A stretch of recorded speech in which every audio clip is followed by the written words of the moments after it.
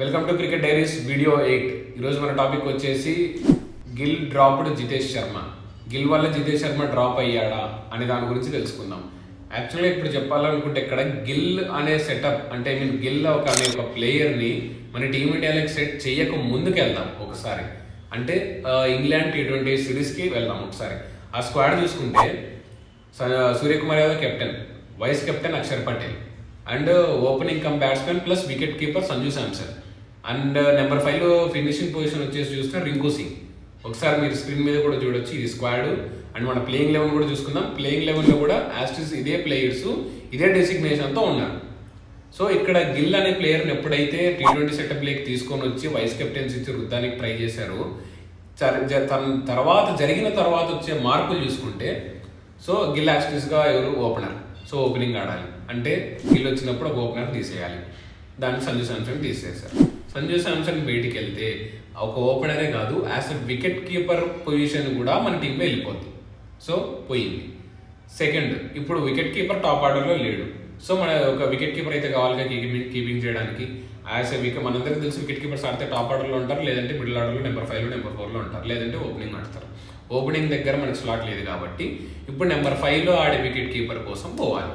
Number 5లో ఆడే wicket keeper కోసం పోవాలి అంటే వెతికారు. IPLలో మంచి పర్ఫార్మెన్స్ చూశారు, జితేష్ శర్మ మంచి పర్ఫార్మ్ చేశాడు, ఫినిషింగ్ చేశాడు. అండ్ మనకి ఇంకా మిడిల్ ఆర్డర్లో ఆడే వికెట్ కీపర్స్ చూసుకుంటే ధ్రువ్ ఉన్నాడు. ఇంకా తర్వాత ఎవరు మిడిల్ ఆర్డర్లో ఆడేవాళ్ళు లేరు. ఇషాన్ కిషన్ టాప్ ఆర్డర్లో ఆడతాడు. టాప్ ఆర్డర్లో ఆల్రెడీ గిల్ కబ్జా చేసేసాడు. సో నెక్స్ట్ వెతికి జితేష్ శర్మ మంచి పర్ఫార్మెన్స్ కూడా ఉంది కాబట్టి IPLలో తీసేసుకున్నారు. లాస్ట్ సీజన్ తీసి టీంలో దుబ్బేశారు, ఎక్కిచ్చేశారు. అక్కడ స్పేస్ లేదు. ఎందుకు లేదు అంటే ఆల్రెడీ అక్కడ రింకు సింగ్ ఉన్నాడు. సో ఇంకొక వికెట్ కీపర్ కావాలంటే ఇంకొక ప్లేయర్ పోవాల్సిందే. సో రింకు సింగ్ని తీసేశారు, జితేష్ శర్మని ఇరికిచ్చేశారు. అండ్ నెక్స్ట్ మూడో చేంజ్ ఏంటి, గిల్ రాంగా అని వైస్ కెప్టెన్సీ గిల్లికి ఇచ్చేశారు. అంతకుముందు వరకు ఆ సిరీస్కి వైస్ కెప్టెన్గా అనౌన్స్ చేసిన అక్షర్ పటేల్ని వైస్ కెప్టెన్సీ నుంచి తీసేశారు. సో ఈ 3 చేంజెస్ చేసి గిల్ని తీసుకొని వచ్చారు. ఇక్కడ ఏంటి, Jitesh Sharma finishing cum wicket keeping 2 roles అతనికి ఇచ్చేసి అతన్ని పెట్టేశారు. ఇక్కడ గిల్లు రావడం వల్ల ఈ 3 చేంజెస్ జరిగినాయి. అండ్ గిల్లు రావడం వల్లనే జితేష్ శర్మ T20 సెటప్లోనే లేడు మనకి.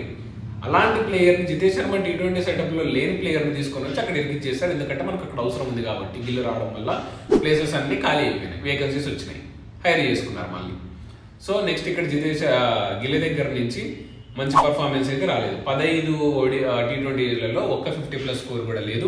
అండ్ 3 30+ స్కోర్స్ వస్తున్నాయి. అవి కూడా అంత బెస్ట్ స్ట్రైక్ రేట్తో అయితే రాలేదు. సో అతన్ని తీసేయాల్సి వచ్చింది. అది కూడా ఎందుకు, BCCIకి కాన్సెప్ట్ అర్థమైపోయింది. ఒక నెలలో వరల్డ్ కప్ ఉంది, గిల్లుని వేసుకొని పోయి మనం పోయినామంటే గిల్లు పర్ఫార్మెన్స్ సరిగ్గా లేదు అంటే వరల్డ్ కప్లో మనల్ని ఎగిరేసి తొక్కొడతారు, మామూలుగానే కొట్టరు. సో ఈ 1 మంత్లో గిల్లికి రెస్ట్ ఇచ్చేసి తను మళ్ళీ కంబ్యాక్ ఇచ్చుకుంటారో తర్వాత టీంలో తీసుకుంటారో మనకి తెలియదు. 1 మంత్ రెస్ట్ ఇచ్చేసో లేకుంటే టీం నుంచి డ్రాప్ చేశారు కంప్లీట్గా. సో గిల్లుని డ్రాప్ చేయగానే ఏమైంది, ఈ 3 చేంజెస్ వీళ్ళైతే ఏమేమైతే చేశారో అవన్నీ మళ్ళీ బ్యాక్ టు పొజిషన్. తీసేసిన వాళ్ళందరూ మళ్ళీ వెనక్కి వచ్చేసారు. గిల్లు పోగానే Sanju Samson opening come wicket keeper వచ్చేసినాడు. So ఇక్కడ మనకు ఆల్రెడీ టాప్ ఆర్డర్లో వికెట్ కీపర్ ఉన్నారు, ఇంకా మధ్యలో వికెట్ కీపర్ ఎందుకు అవసరం లేదు. సో జితేష్ శర్మకు వచ్చింది నాకు తెలిసి హార్డ్లీ ఒక 5-6 ఛాన్సులు వచ్చినాయి. అది కూడా నెంబర్ 6లో ఆడాడు కాబట్టి, నెంబర్ 6లో కూడా కాదు, కొన్ని మ్యాచ్లు నెంబర్ 7లో కూడా ఆడాడు. సో ఫినిషింగ్ చేయడానికి లేకుంటే లాస్ట్ 3-4 బాల్ ఉన్నప్పుడు కానీ లేకుంటే 10 బాల్ ఉన్నప్పుడు కానీ మాత్రమే వచ్చాడు. నాకు తెలిసి T20 సెటప్లో సౌత్ ఆఫ్రికాలో 5 మ్యాచ్లు జరిగితే 3 మ్యాచ్లకి ఏమో జితేష్ శర్మ బ్యాటింగ్ వచ్చింది. దీనికి ముందు సౌత్ ఆఫ్రికాతో T20 ఆడితే 2 మ్యాచ్లో బ్యాటింగ్ వచ్చింది. ఆ 5 మ్యాచ్లు కలిపి పర్లేదు, ఒక రకంగా డీసెంట్ పర్ఫార్మెన్స్ అయితే ఇచ్చాడు. మన స్క్రీన్ మీద కూడా కనపడుతుంది అది. సో ఇక్కడ ఆల్రెడీ ఇక సంజు శాంసన్ వచ్చేసినాడు కాబట్టి జితేష్ శర్మ ప్లేస్ అనేది పోయింది. ఎందుకంటే ఆల్రెడీ అప్పట్లో వికెట్ కీపర్ ఇచ్చాడు. జితేష్ శర్మ పోయిన తర్వాత ఇంతకుముందు జితేష్ శర్మ ప్లేస్లో ఎవరు ఆడుతున్నారు, అఫ్కోర్స్ రింకు సింగ్. సో రింకు సింగ్ మళ్ళీ బ్యాక్ టు టీమ్. నెక్స్ట్ ఇప్పుడు గిల్లుకు ముందు వైస్ కెప్టెన్సీ ఎవరి దగ్గర ఉన్నది, అక్షర్ పటేల్ దగ్గర. సో అక్షర్ పటేల్ మళ్ళీ back to team and same as vice captain. ఇక్కడ ఏంటంటే గిల్లుని డ్రాప్ చేయలేదు, వాళ్ళు చేసిన తప్పుని వాళ్ళు గ్రహించారు. సో గిల్లుని రావడం వల్ల 3 ప్లేసులు బుక్ అయినాయి, టీమ్ పర్ఫార్మెన్స్ డౌన్ అయింది, కాంట్రవర్సీలు ఎక్కువ రైజ్ అయినాయి. T20 వరల్డ్ కప్ ఉంది నెక్స్ట్ మంత్లో, ఇన్ని ఉన్నాయి కాబట్టి వాళ్ళు చేసిన బుక్ ఏందో అర్థమయ్యి సో మళ్ళీ ఒకప్పుడులా ఉన్న టీంని తీసుకొని వచ్చారు అంతే. ఇక్కడ దానికి సెలెక్టర్లు తోపు, దమ్ముంటే ఆపు, మంచి బోల్డ్ కాల్ తీసుకున్నారని ఏం కాదు. ఒకప్పుడున్న సెటప్నే వాళ్ళు చేసిన తప్పు తెలుసుకొని మళ్ళీ సేమ్ యాస్టిస్ మళ్ళీ అదే ఫార్మాట్లో అరేంజ్ చేసుకున్నారు. సంజు శాంసన్, రింకు సింగ్, అక్షర్ పటేల్ అఫ్ కోర్స్ ఇషాన్ కిషన్ స్మార్ట్లో ఎరగదీసే పర్ఫార్మెన్స్ ఇచ్చాడు కాబట్టి మనకి టాప్ ఆర్డర్లో సంజు శాంసన్కి టాప్ ఆర్డర్ వికెట్ కీపర్ కావాలి కాబట్టి బ్యాకప్గా సెలెక్ట్ చేసుకున్నారు అంతే తప్ప ఈడ సెలెక్టర్స్ని బోల్డ్ డెసిషన్స్ తీసుకొని ఏం చేయలేదు.